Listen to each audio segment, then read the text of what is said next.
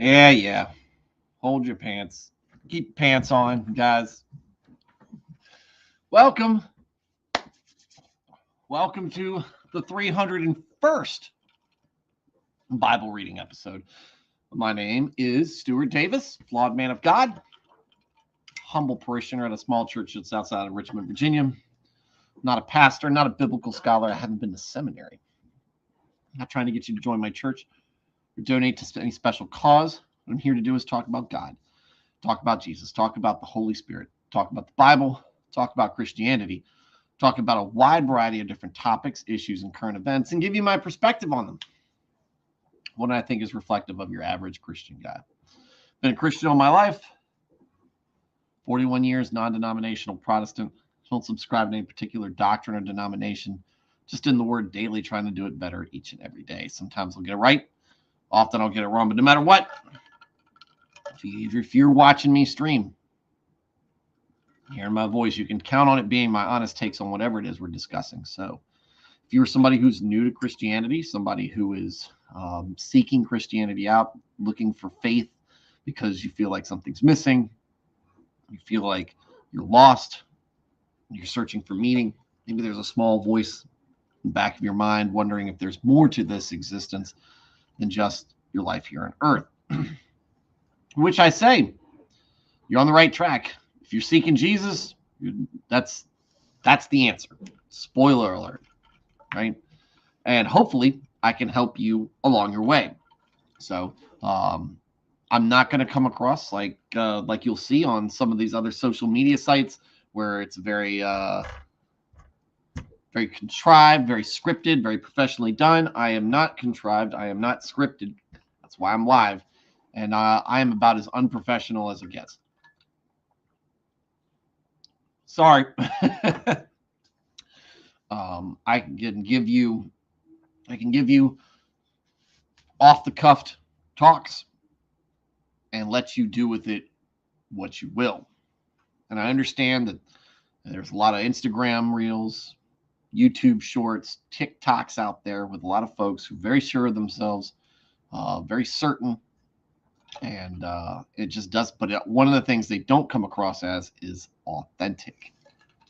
And so maybe I'm trying to add a little bit of authenticity into that sphere and scriptural basis, which isn't everywhere. Maybe you were already a Christian and you just enjoy Christian topics and discussions, in which case, welcome as well. We run this very similar to a Wednesday night study group or a Sunday school. It's very small group oriented.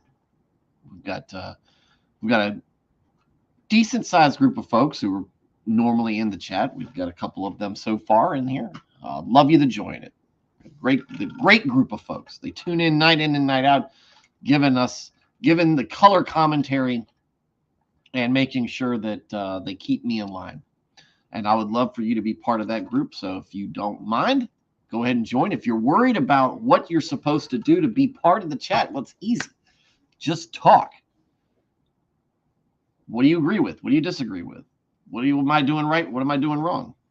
What unique perspective or experience do you have based on what we're talking about that you might want to add to the conversation?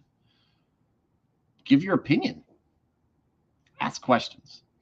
This is not like I said, this is not a scholarly stream. This is not a place where you necessarily will get the answers that you're looking for, but if I can, I will. And if not, we'll still talk about it. Maybe we'll point you in the right direction. So with that said, this is Independence Day Eve. Hey, that's where we celebrate when America broke away from the British over taxes, and now we pay more taxes than we did when we broke away from the British. Much more in taxes. So, Alex, how's it going? Independence Day for us veterans. Very cool experience. We like to blow stuff up. Independence Day is about blowing stuff up. Awesome. We will not be having a stream tomorrow. I have a previous engagement with a buddy of mine. My best friend has got a concert, and I will be there to support him and listen and imbibe in food truck convections,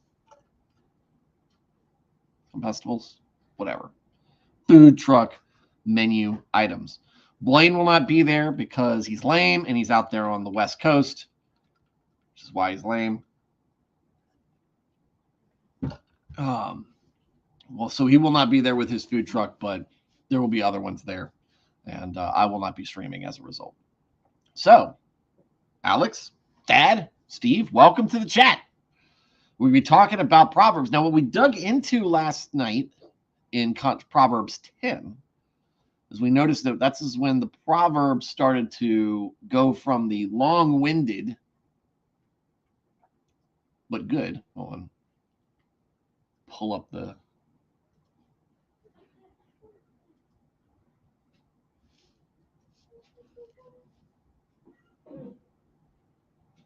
There you go.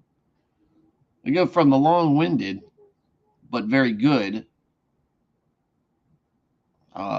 Proverbs to kind of a group of small... Hold on one second.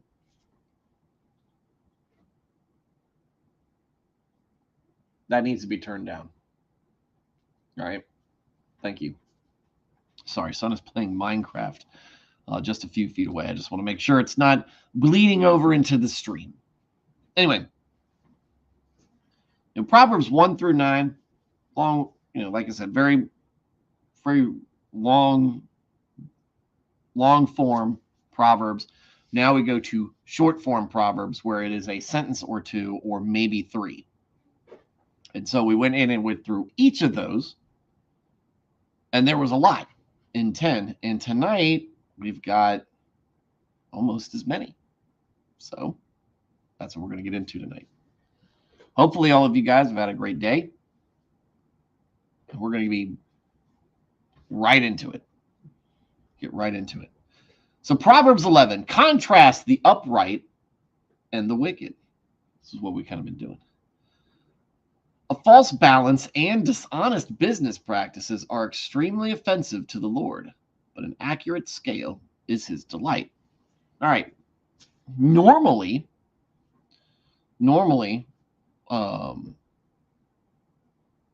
that's let me back up.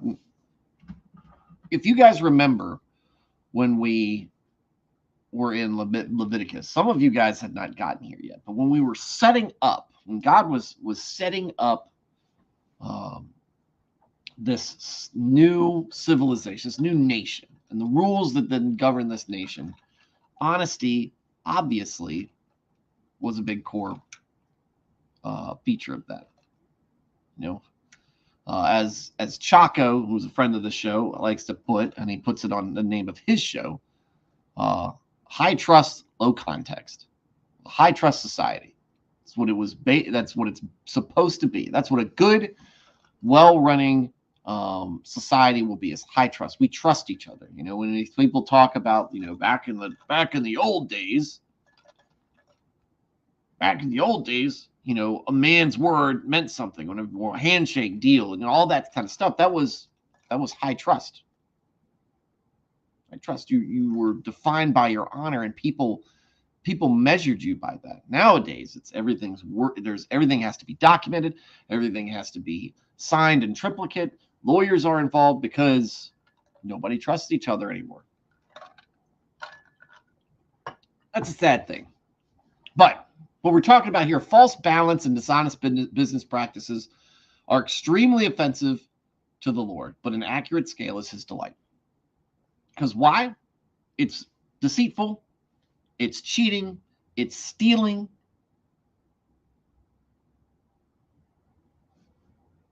All of those things.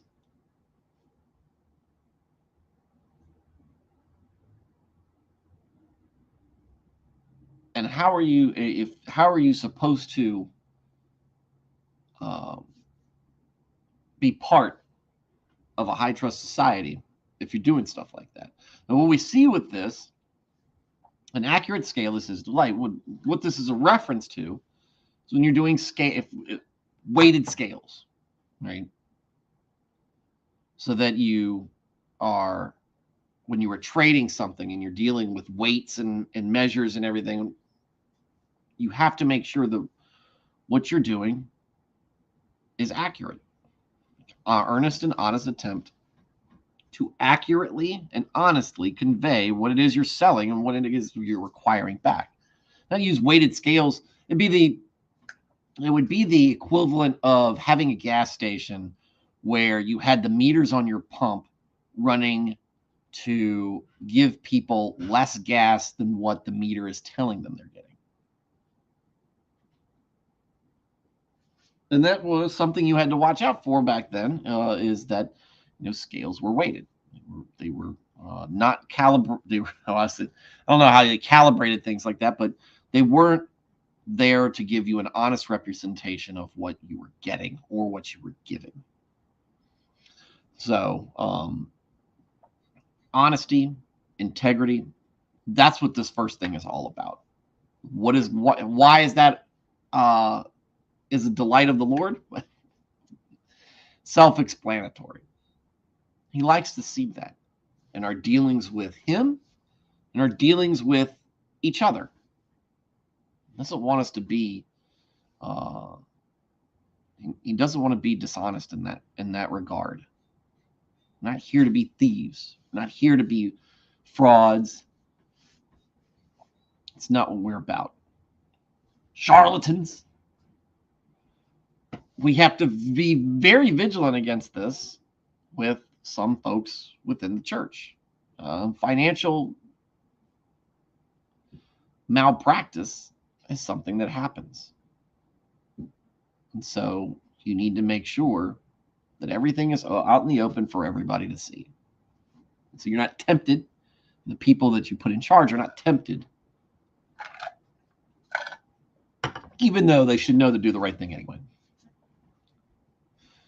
When pride comes boiling up with an arrogant attitude of self-importance, then come dishonor and shame. But with the humble, the teachable, who have been chiseled by trial and who have learned to walk humbly with God, there is wisdom and soundness of mind. Harkening back, some of these proverbs are going to really overlap a lot. This is going to overlap a lot with some of the ones from last night. When pride comes, then come dishonor and shame. If you think you have a handle on everything, that's when life has a habit of teaching you you don't.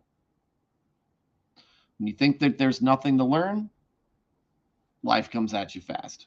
Dishonor and shame because you've made a mistake or you've acted in a way that is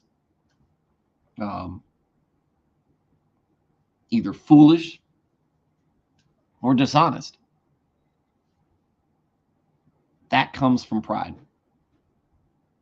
The inability to admit you made a mistake, that comes from pride. Dishonor and shame follow in the wake. May not be today, may not be tomorrow, but eventually it happens. But with the humble, the teachable who have been, I love this. I love how the Amplified writes this. The teachable who have been chiseled by trial, who have learned to walk humbly with God, there is wisdom and soundness of mind. You can be humble. I like this. I'm trying to remember. I heard a sermon once on meekness. And now meekness is often thought of as being a doormat. And that's sometimes we use meek to describe people who are doormats. But that's not what meekness is. It's not humility is not just saying, it's not always, I don't know what I'm doing. What I did isn't good enough. Doubt in yourself. That's not what humility is. It's understanding that you might do a good job, but you can do better.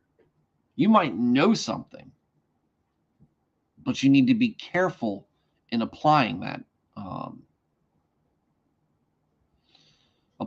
wisdom. Practicing fundamentals. Heard it once. I know you hear it all the time because I'm a baseball fan. It's a baseball analogy. They go out there and they play catch and they do ground ball drills and they hit bat. They do batting practice, all this stuff they've been doing since they were kids. They still do the same things. Why? Keep practicing so that it's still fresh in your mind, so that you still know that you can do something. And how many times have we seen somebody in a sports ball game trying to showboat and it backfired on them?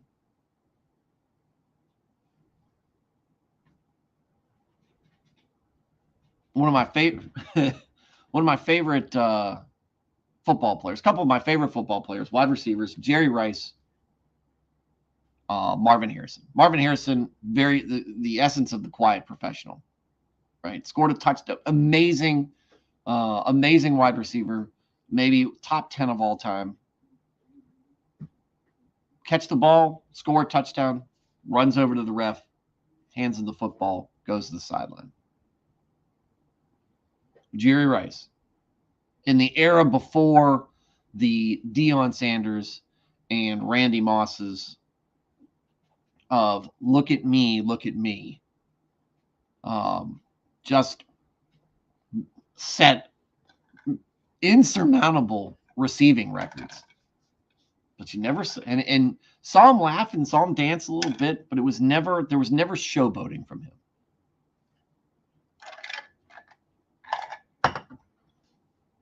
It's easier to respect those folks. It's easier to trust their craft. Wisdom and soundness of mind. People who have, so going back to this proverb, those who've been chiseled by trial and have learned to walk humbly with God. Folks who have been humbled. I have been humbled. I'm not saying that I am a humble person. I always need to work on my humility. But I think we all have instances where we have been humbled by life and how we approach things now as we get older and as we become wiser. We do it with a measure of thoughtfulness instead of just rushing in.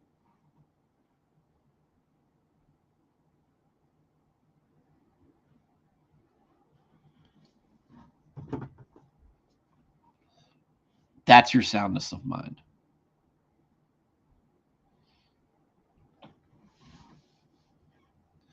Integrity and moral courage of the upright will guide them, but the crookedness of the treacherous will destroy them. Yeah. It always pays to do the right thing. Again, a lot of this stuff points to you, will apply in this life and will always apply in the next life. Integrity and moral courage of the upright will guide you. Will guide you to righteousness. Doesn't necessarily mean it's going to guide you to victory on the battlefield or success in the boardroom or something like that. Standing up on your principles will lead you to a righteous mindset. There are sometimes you have to pay earthly consequences for that because the world is set against us. But that doesn't mean you're a failure. If you're standing with God, if you're standing for God, if you are adhering to his principles, his commandments, what he has defined as good, what he has defined as right, you are victorious in the long run. Your integrity is intact. That doesn't mean that people aren't going to pull you down and ridicule you or sanction you or even put you in jail. All right. Where is it? This is why, Serranos. So my headphones died midstream last night. I think it's the cable. which is detachable, thankfully, because this headset, which is very comfortable and I love it to death, was $100 on Amazon 2 years ago when I bought it. It is now $180 for the same headset. Not want to shell out $200 for a new headset. Please let it just be the cable. I've got it on order. Should get it on Saturday. So I'm talking into the webcam right now.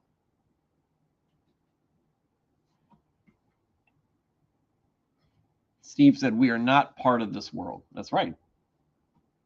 I mean, we live in this world, right? But we are not part of it. We are supposed to set ourselves aside from it.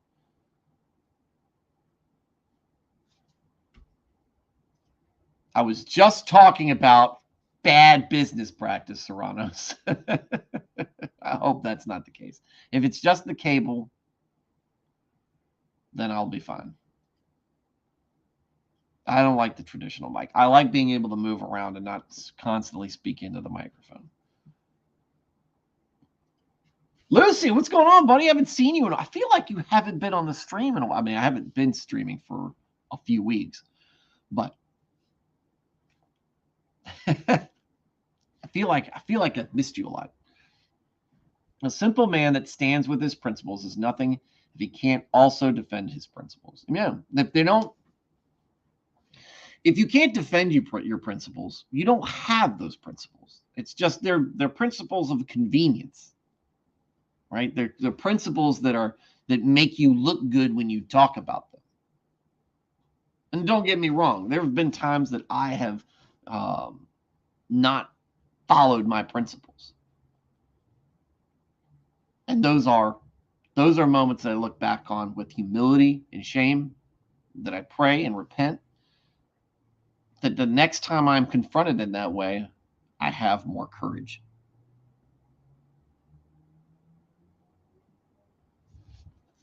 That I stand and defend those principles. Because if these are principles that I think are of my faith, of God, they are important. They are very important. They are more important than my job.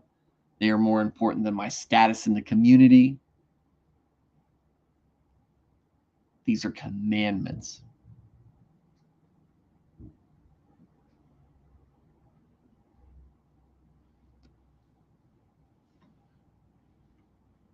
The crookedness of the treacherous will destroy them. And if you deceitful, if you sell these stupid headsets that only last 2 years, no, I'm just lame. If you are underhanded, shady, deceitful, maybe that'll get you ahead. Maybe you'll make some money. Maybe you'll be a great politician, because that's what they're great at. Crookedness and treachery. Loyalty to things outside of God. It will destroy you. It ends up destroying you in the end. It eats away at your soul until what's left? What's left? Do the right thing. Just do the right thing. Will destroy. Crookedness and treachery will destroy you. Sometimes faster than at the end, right?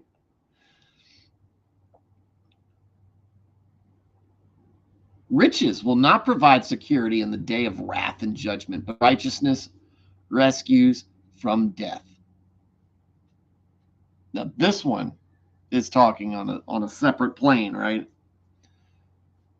How much money you have in the bank is not going to matter a damn to God when you are called to judgment. Righteousness is what he's seeking. Faithfulness, obedience, love.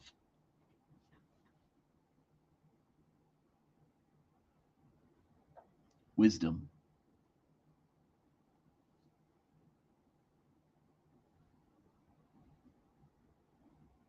The righteousness of the blameless will smooth their way and keep it straight, but the wicked will fall by his own wickedness. No, you can't buy God. God does not have any need for for our personal currency. He can do whatever he wants. That's why all he asks of us, or that's why he asks of us to not hold to that. Because like you said, Steve, we're not part of this world. Money and riches, part of that. Of course, you could count your faith as what you're as riches, but that's not what this is talking about.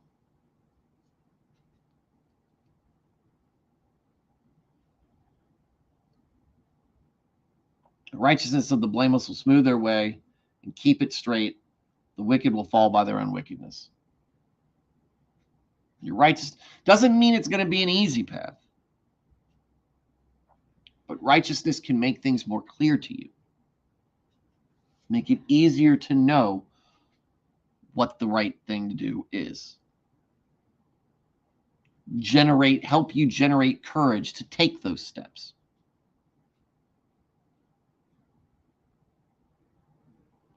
It's a saying from several years ago. You must generate courage to overcome the obstacles you face, or else you won't face them. You will run from them. I actually said that to my son a couple of days ago. Righteousness helps with that. On questions and dilemmas of moral and ethics, morality and ethics.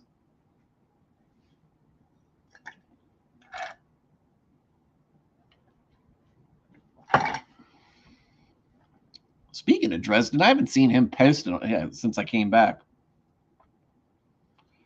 Lucy says, just got done reading the 3rd Dresden Files book, and oh man, it was great. First fantasy novel I read in a long time that doesn't treat Christianity as a joke or a bad thing. Oh, Dresden Files book. Is this one you were telling me about? Because I feel like I heard somebody say Dresden Files before.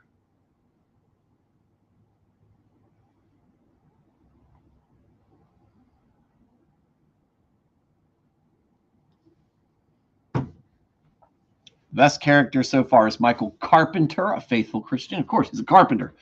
Great father and family man and powerful warrior. Carpenter the warrior. It's like Will Thatcher of Knight's Tale. Powerful warrior of God.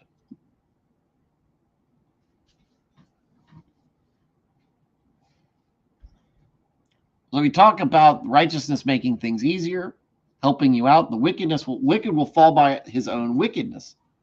Well, yeah. You reap what you sow. And that comes, you are not, and in the proverb right before this, day of wrath and judgment, you're not going to be judged by other people's actions. You're going to be judged by your actions, your decisions, your wickedness. That's what causes you to fall. The righteousness of the upright will rescue them, but the treacherous will be caught by their own greed. This ties in with the other two, the previous two. I don't even think we need to spend much time on that.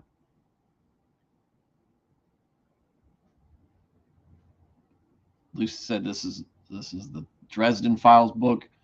He's a knight of the cross, wielding a sword forged from a nail of Christ, from the nail of the, I guess, crucified Christ. Man, I love this urban fantasy so much. I might have to check it out, but still, I'm trying to get back into the swing of my Warhammer series. And I've still got to finish Mistborn.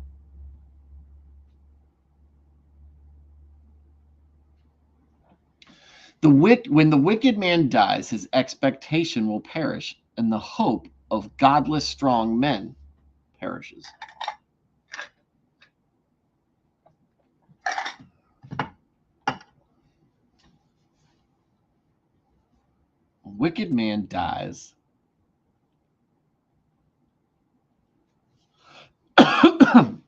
Well, I think treacherous is part of, or self-righteousness is part of that treasure. What is part of that treachery?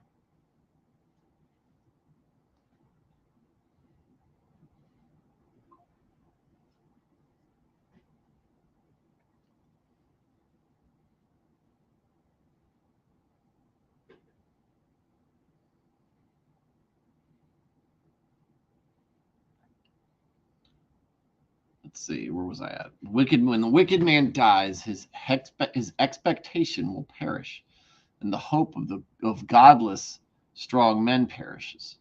I think this is speaking of wicked men who have godless men following them. When a wicked man dies, those who look up to them, they have nothing left. It's the difference here.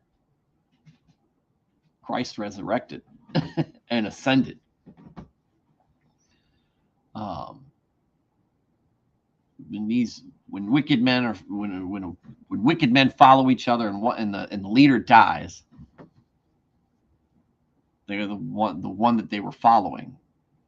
There's nothing to do but disband.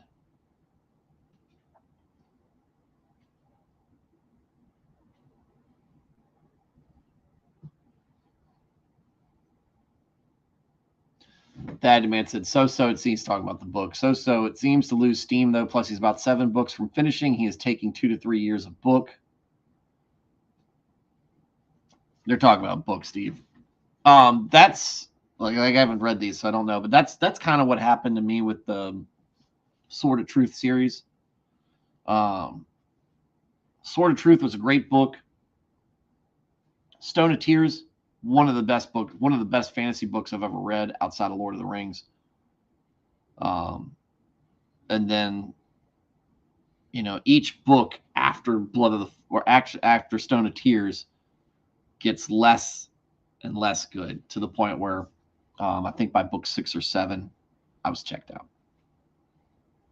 And one of those was kind of an ode to Ayn Rand with Atlas Shrugged. It's a very Atlas Shrugged themed book, which I'm a big fan of Atlas Shrugged.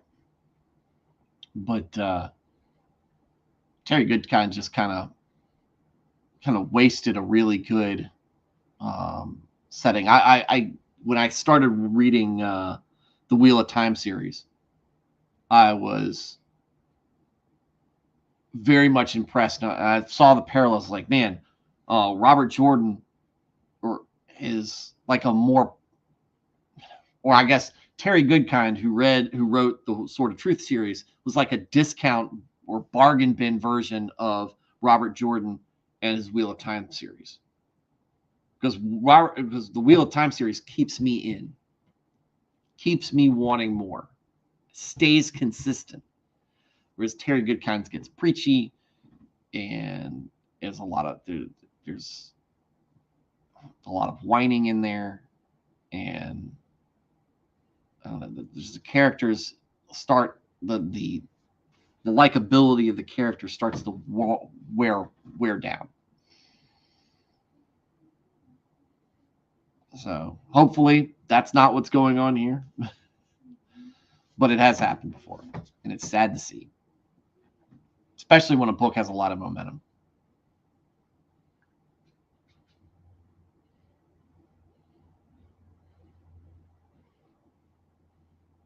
The righteous is rescued from trouble, and the wicked take his place. Well, there you go.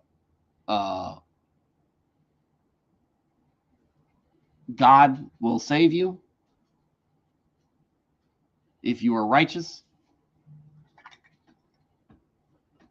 But if you are wicked,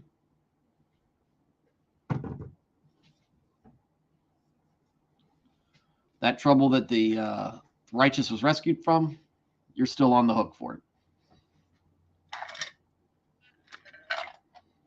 With his mouth, the godless man destroys his neighbor, but through knowledge and discernment, the righteous will be rescued.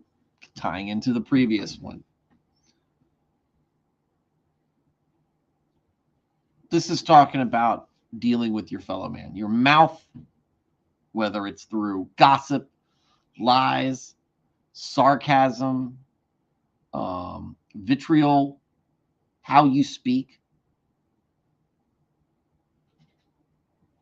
can have an effect on the people around you.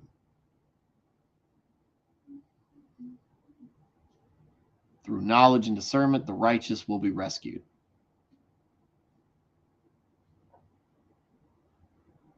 I don't see how those kind of tie in. I get that one is good and one is bad. Through knowledge and discernment, the righteous will be rescued. I guess through, if you are caught in the wake or in the path of a godless man and his words, knowledge and discernment can save you from that, get you out of that predicament, can help you fight back.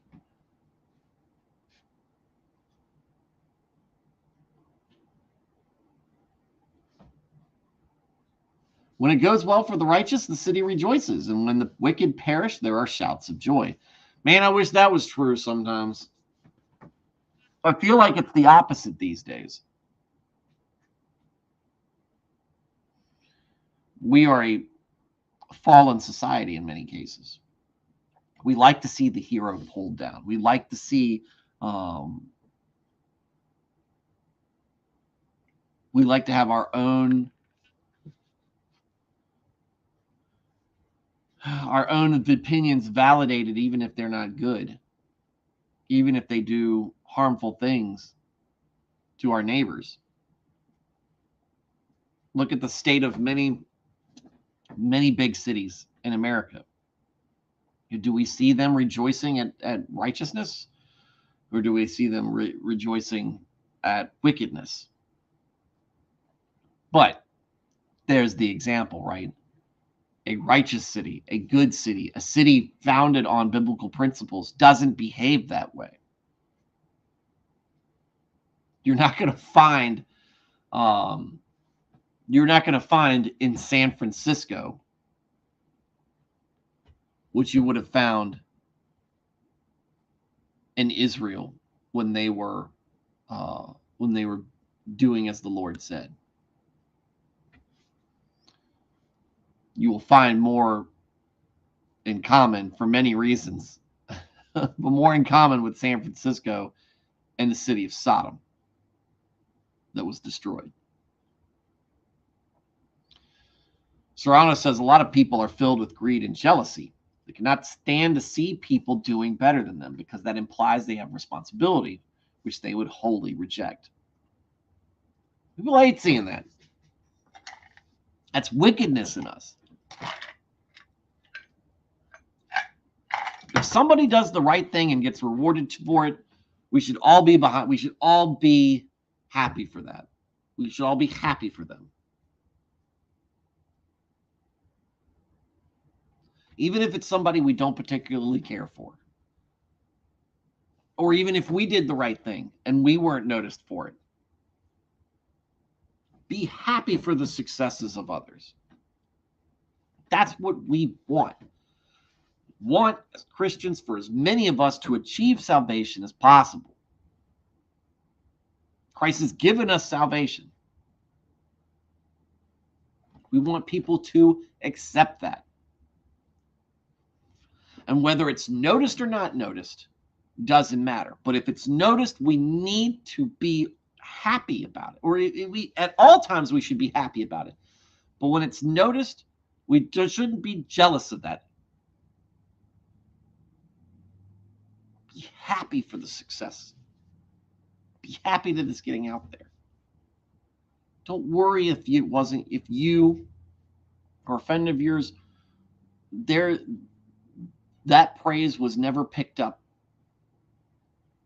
and nobody noticed and nobody came up and talked to you about it. It's sad, I guess, but is that why you did it? For attention? No. You did it because it's the right thing.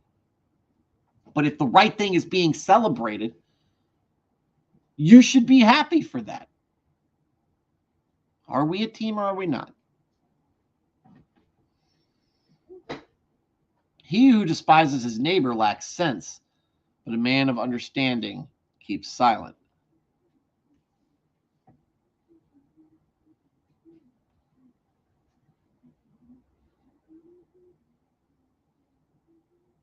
He who despises his neighbor lacks sense, but a man of understanding keeps silent. Maybe I'm not smart enough for all of this. But we shouldn't be hateful to our neighbors, even if we have problems with them, even if they have done wrong to us. Something I struggle with because I hate injustice.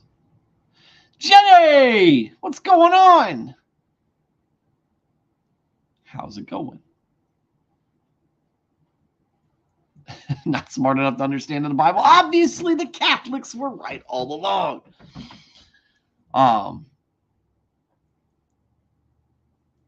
But it's something I struggle with. I hate injustice. I hate injustice to me. I hate injustice to my friends and family. I just hate seeing it. And I want to see people punished. And when they aren't, or if people aren't contrite for what they did, I have difficulty looking past it.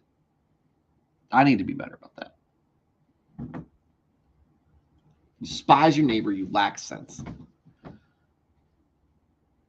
man of understanding keeps silent. And maybe that's the rub right there.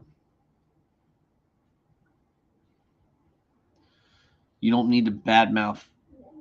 You don't need to badmouth your neighbor. You don't need to despise him. You don't need to tell the world that you despise him. Man, I'm thinking about something in my life that's been in the back of my mind for years and years. And this one's reaching out to me on this.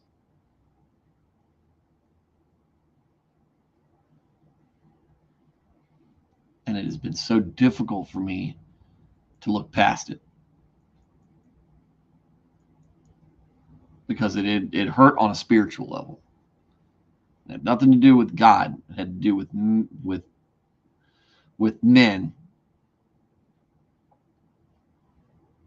and how they treated my family.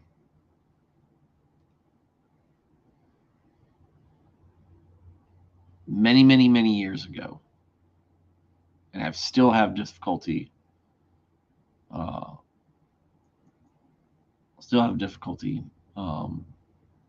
Getting past that. He who goes about as a gossip reveals secrets, but he who is trustworthy and faithful keeps a matter hidden. Yeah, this one's easy. Loose lips sink ships. Don't tell a blabbermouth something you want kept secret. And don't be that person that people can't trust you with the secret. It's not a good thing.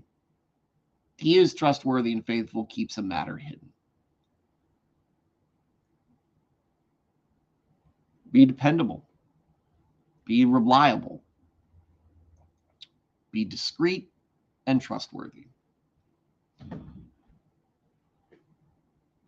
Where there is no wise or intelligent guidance, the people fall and go off course like a ship without a helm.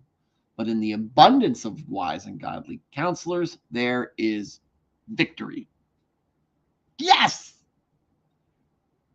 And this again, some of this is obvious stuff or stuff that sees, oh yeah, duh. But I love how some of this stuff is worded. If you do not have wise and intelligent leadership, we often find ourselves in stupid places. We are like lemmings. We are like sheep. And sheep's a good biblical symbol to use. So go whatever, scatter, who knows.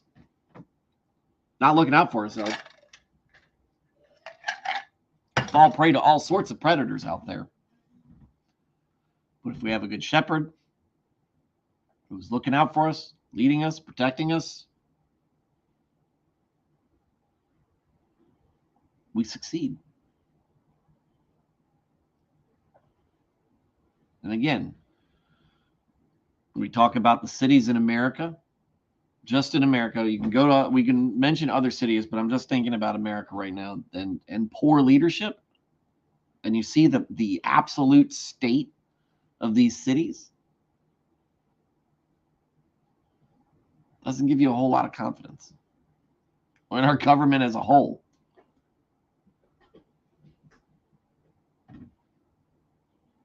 What?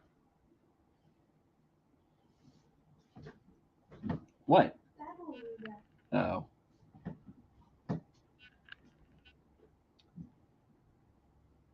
He who puts up security and guarantees a debt for an outsider will surely suffer for his foolishness. But he who hates and declines being a guarantor is secure from its penalties. I think that's speaking of, if you don't know a person, don't vouch for them. And in a financial matter. And this is twofold.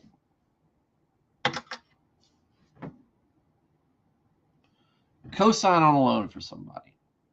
You never met them before. Is this person capable of paying off this debt? Yes or no? If they're not, what have you done? You have enabled this person to have to enter into an agreement that they cannot meet.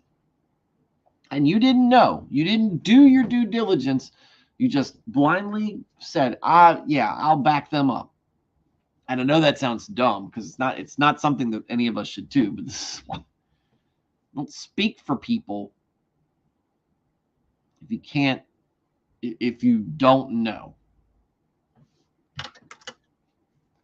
And then you've already put yourself at risk as well. How much wisdom is there in that?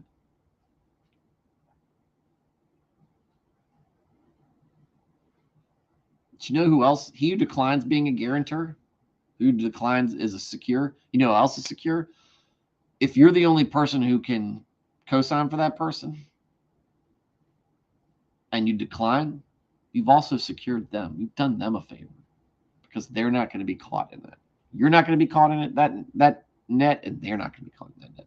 And that is especially true. Look, this is true back in the time of Israel when there were laws about debt forgiveness and there was laws against usury, and you had a forgiveness on every 7 years. Now we've got 30-year mortgages, student loans that seem to never go away. You can get a 7-year car loan. It's all out there. You can screw yourself up way more now. They don't have debtors' prisons or indentured servitude. In Serranos, do not tie your credit to anyone. Give them money, sure, except that it's entirely possible you never get that back.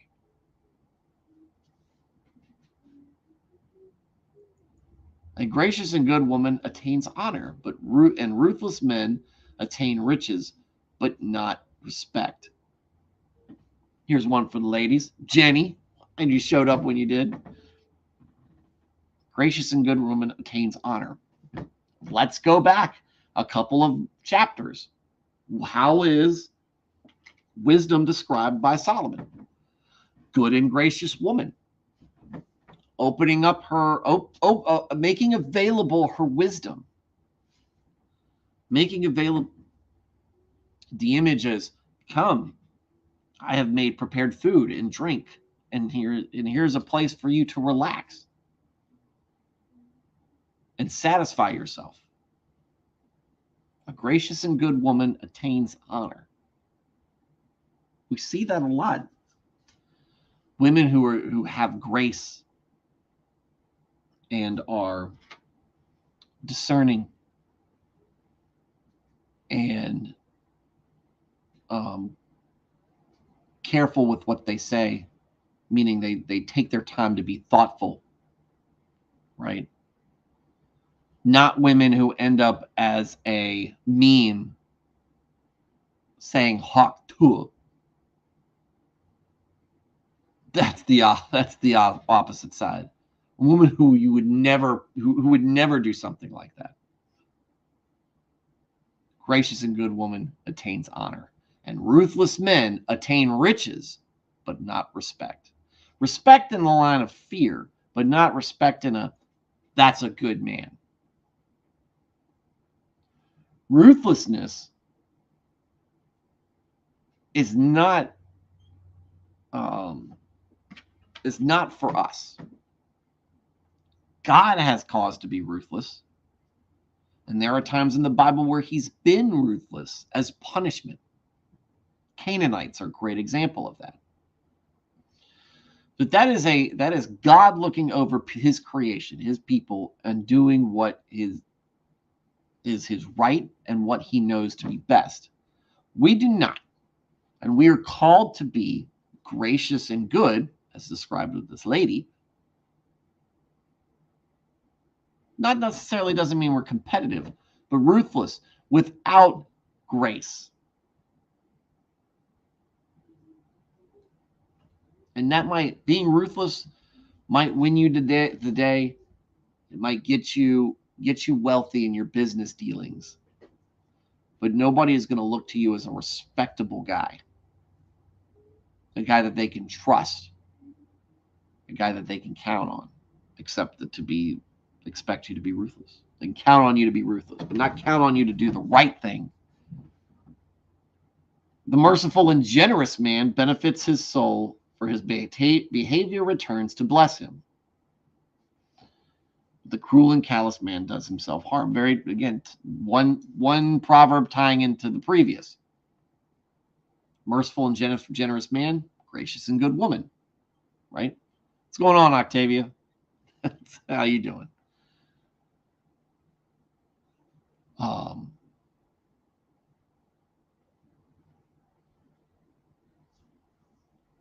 Gracious and good woman attaining honor.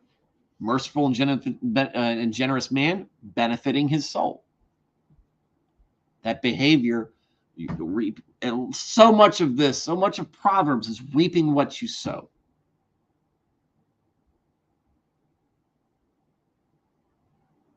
Reaping what you sow.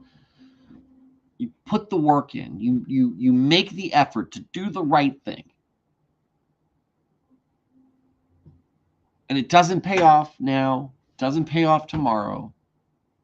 And you're not necessarily doing it for some sort of return. But over time, that respect, that honor, not only develops, but also it's good for your soul. Being deceitful, lying, being cruel, being mean, that eats away at you. Does yourself harm. Because your soul's part of you, right?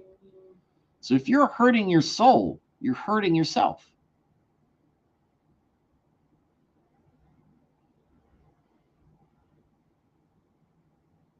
To do the right thing, heals, builds you up, makes you stronger, makes it, and again, like we said earlier, makes it easier for you to continue doing the right thing. It's almost like momentum.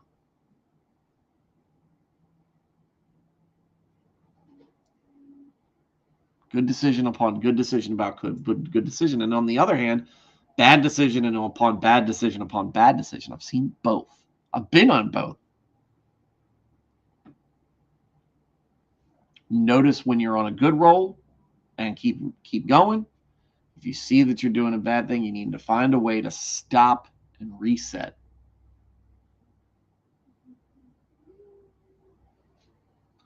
The wicked man earns deceptive wages, but he who sows righteousness and lives his life with integrity will have a true reward that is both permanent and satisfying. If that doesn't tell you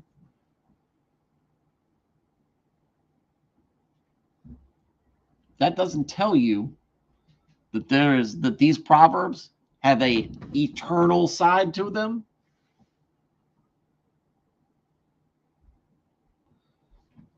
it's right there, both permanent and satisfying. the true reward. Again, wages, personal belongings, worldly things, they don't last. You can't take it with you.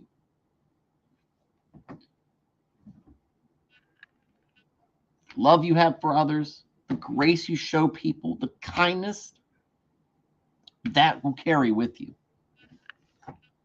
And that builds up treasures in heaven.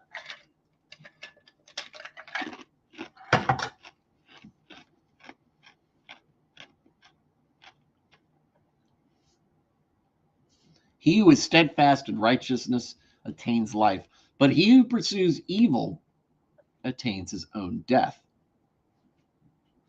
This one ties in. And like I said, these are going to be a little bit repetitive at times or feel repetitive. Kindness, empathy, trust, being faithful, being gracious, keeping family, and the Lord always. That's right. See, Jenny's our good and gracious woman of honor in the chat. Always a kind word. Always something thoughtful. Thank you, Jenny.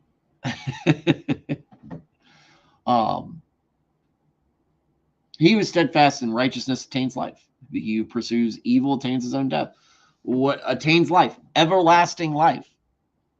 Right? Your righteousness, pays off in the end. But if you pursue evil, it's to your own doom, cost of your own soul. You find yourself in Sheol, as they say in the Old Testament. Sheol, place of the dead. Hell. The mercy of Satan, separated from God. The perverse in heart are repulsive and shamefully vile to the Lord. That's because no perverts. The perverse in heart are repulsive and shamefully vile to the Lord. But those who are blameless and above reproach are But those who are blameless and above reproach in their walk are his delight. Job's good, without reproach. A man blameless in the sight of the Lord. He was somebody that God held in high honor. Daniel, another example. Joseph, son of Jacob, are great examples in Scripture that you can find that are just doing the right thing. And they make God happy. But the perverse in heart, your Ahabs, your Saul, right? Pharaoh, Jezebel, shamefully repulsive and shamefully vile to the Lord. Assuredly, the evil man will not go unpunished, but the descendants of the righteous will be freed.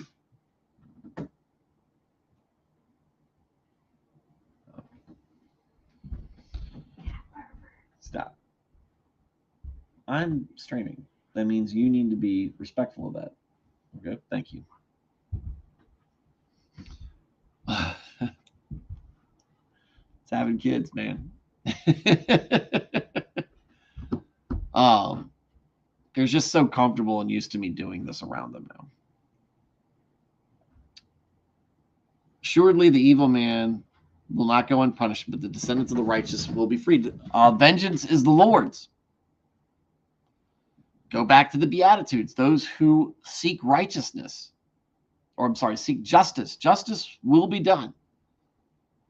What's going on, Matt? The descendants of the righteous will be freed.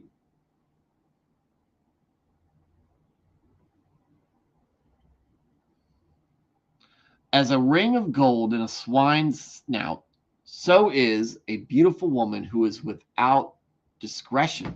Her lack of character mocks her beauty. Well, I already talked about one lady who's a meme tonight, so we can all we can all reference back to her. And maybe that's my error calling somebody out. But if you know a woman who is beautiful or a man who is handsome, right, blessed with good looks, physical gifts, athletic, right, they have been given something great. But if you don't use discretion and you see how they act and behave stupidly, foolishly, kind of looks in contrast to it. Yeah, as the saying goes, you hate to see it. You hate to see it. Many such cases. But it's there. The desire of the righteous brings only good, but the expectation of the wicked brings wrath. So, reaping what you sow. Righteousness, if you were of a righteous mindset, the desires of your heart, the desires of your soul are good things. But if you are wicked and selfish and cruel, the things that you expect will bring disaster upon you. Because again, it eats away at your soul. There is the one who generously scatters abroad and yet increases all the more, and there is the one who withholds what is justly due, but it results only in want and poverty. I don't know what generously scattering abroad is, but I guess this has a bit with being generous versus being miserly.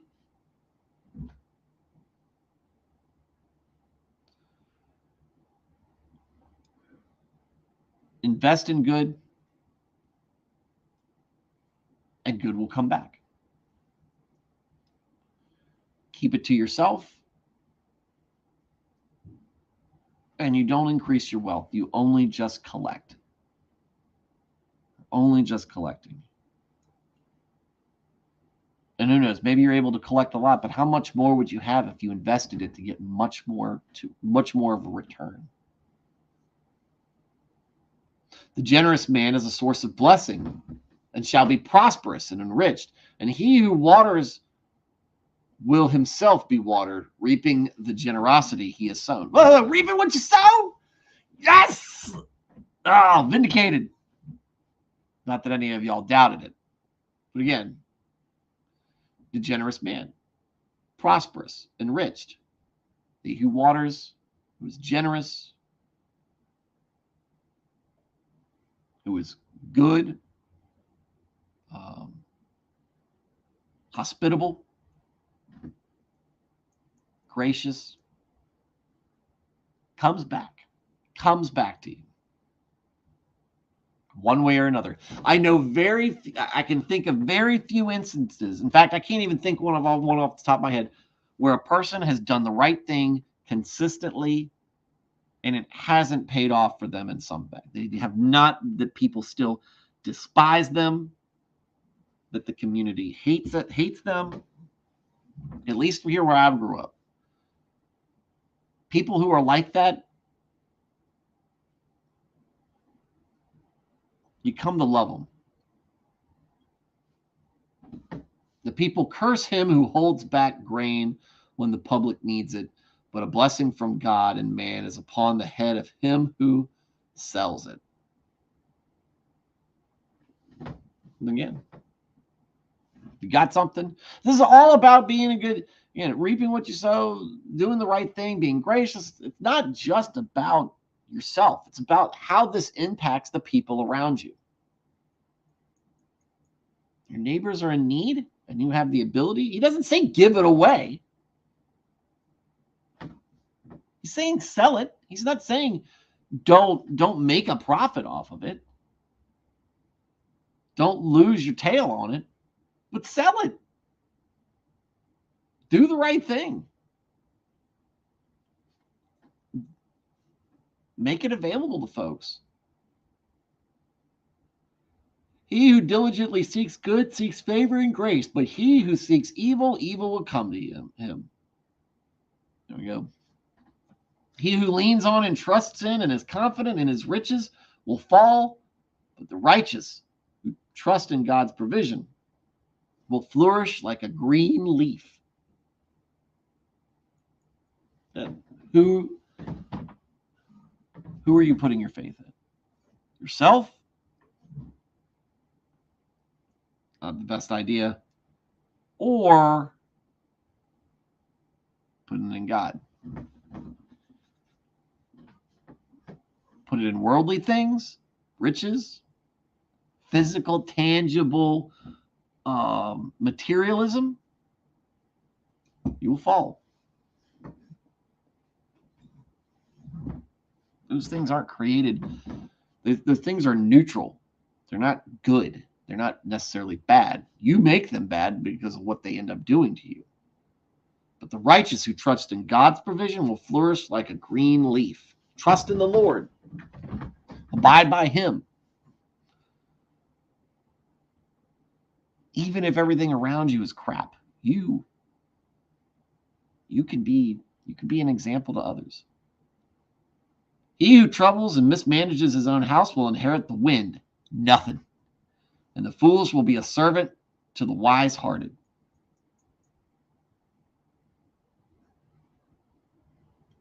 Keep on it. Mind your home. This is what I say to the folks who are different Christian denominations, from Catholics to Orthodox, Anglicans, Baptists, Presbyterians, non-denominationals, evangelicals, Lutherans, all of us. Stop pointing fingers talking about how they're doing it wrong. And you are the truth. Clean up your own house and talk about what you're supposed to be doing. How it's supposed to be done right. Don't worry about those folks. And they've got their own messes to clean up. We've all got to make sure our own houses are managed. And right now, I don't see anybody who's doing a good enough job to be castigating anybody else or holding themselves above anybody else. Except for the Methodists deserve it. But that's because they did that as a whole. Just burn their house down. Manage your house. Make sure that you're taking care of that first. The foolish will be a servant to the wise-hearted. The fruit of the consistently righteous is a tree of life. Scary. And he who is wise, isn't that why we're all here? The fruit of the tree of life? Oh, it's wisdom. Tree of knowledge. Never mind. Fruit of the consistently righteous is a tree of life, and he who was wise captures and wins souls for God. He gathers them for eternity. We're just talking about this.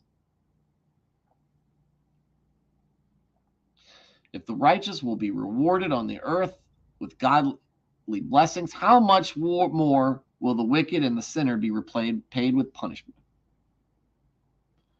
Choosing a side, folks. Do you want to do the right thing? Do you want to be on the side of God? Do you want to having faith in him requires buy-in.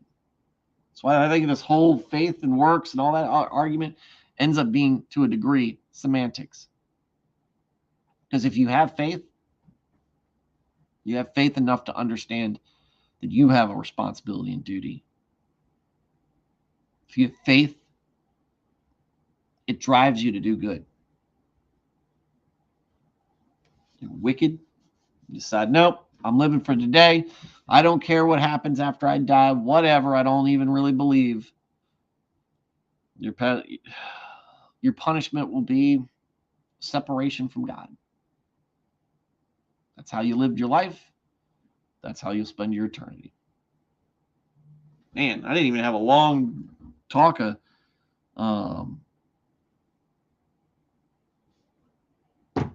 didn't even have a long talk tonight. of small talk before we started talking about the Proverbs. Man, these Proverbs, these long or these short form, this big group of short form Proverbs, these take us a while to get through. All right, y'all. So tomorrow will be the concert.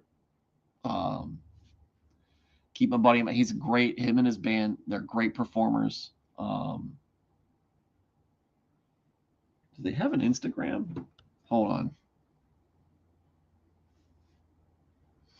Let me see. His wife, who is awesome, is kind of their manager, and she is social media mindful. See, Downriver band. Oh, there they are. Downriver RVA. If you look up Downriver RVA on Instagram, you can see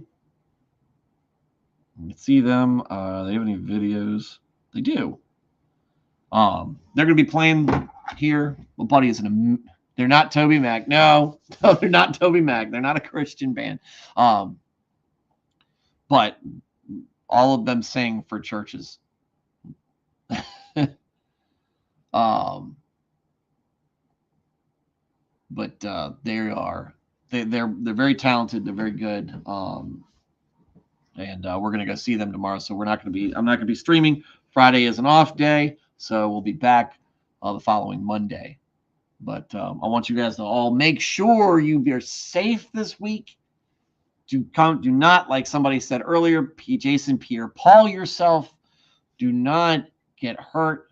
Look out for people who have been drinking on the road. Just be careful. Be wise. Perhaps, and I've been on the wrong side of this all day. Perhaps consider Proverbs while you're going around doing your business any day, but specifically on days where there will be foolish people doing foolish things. Don't get caught up for them. Try not to get caught up in their activities. All right. So Steve, he said very good. He's seen him play. Yep. To Steve, Jenny, Thad said just before we started, I found Liberty, a PBS documentary on the revolution. I'll post it to the Discord. All right. Serranos, I just spent $26 on a plus 100-hour anime mecha visual novel. That's money well spent. Matt Felty. I said Jenny already, did I? Yep. Jenny already mentioned you. Alex. Lucifer. Thad the Man.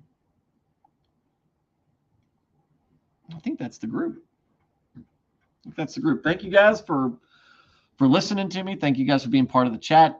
Thank you for your additions. Thank you for trying to guide me through some of these proverbs that I don't get or offering kind of y'all's takes on it. I encourage that, just like with the Psalms. Same thing here. You got something you think that I'm missing or skipping over? Slow me down. Put your 2 cents in there. It's okay. I've streamed for more than an hour and a half before. It'll be all right. But thank you guys. To everybody who has been just listening, I encourage you to be part of the chat. But if you don't want to, or if you can't, I get it. I'm just happy that I'm providing something here for you to tune into. To everybody who is catching me on replay, sorry I missed you.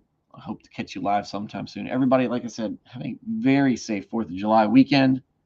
Enjoy your time off. If you have time off, enjoy your time off. And we'll see you again on Monday. Good night, and God bless.